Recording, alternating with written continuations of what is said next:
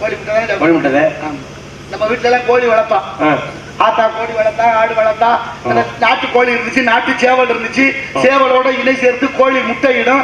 அந்த முட்டையை அடை வச்சோம்னா 22 நாள்ல பொரிக்கும். அது 10 முட்டை 20 முட்டை அடை வச்சு பொரிக்க வச்சோம். ஒருவேளை 1-2 முட்டை பொரிக்காம போச்சுன்னா அந்த முட்டைக்கு பேர் என்ன? கூ முட்டை. பொரிக்காத முட்டை கூ முட்டை, பொரிச்ச முட்டை ஓடு, பொரிக்காத முட்டை எல்லாத்தையும் தூக்கி சாலையில கொட்டிடுவா. நம்ம ஆளுக்கு பாத்துருக்கோம். அதான இயல்பு, அதான யதார்த்தம். இப்ப தமிழ்நாட்டுக்கு முட்டை எங்க இருந்து வருது? நாமக்கல்ல இருந்து வருது. முட்டை மாநகர நாமக்கல். நாமக்கல்ல இருந்து வர்ற முட்டை கோழி முட்டை தானே மச்சான்? ஆமா, கோழி முட்டை தான். அதை அடை வச்சா பொரிக்குமா? அது பொரிக்காது. அது எப்படி பொரிக்கும்? அப்பனா சேவல் சேராம முட்டையிட்டுதான் எப்படி பொரிக்குது கோழி?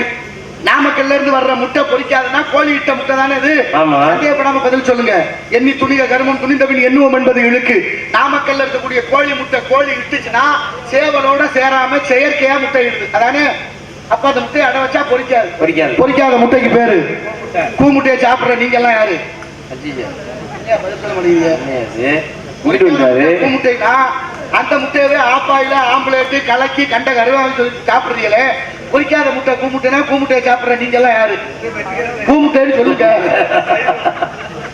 நான் சைவம் சாப்பிடுற ஆளுகளை சொல்லல. ஆமா, அத முதல்ல எல்லாம் புரிஞ்சுக்க. நானும் இன்னைக்கு சைவம் சாப்பிட்டேன்.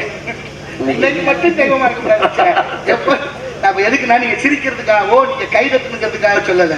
பொரிக்காத முட்டை கூ முட்டைனா நாளைக்கு கல்யாணம் ஆகாத பிள்ளைகளுக்கு கொடுத்து வச்சா எப்படி குழந்தை ஊட்டி பிறக்கும்ங்கிறத யோசிச்சு பாருங்க.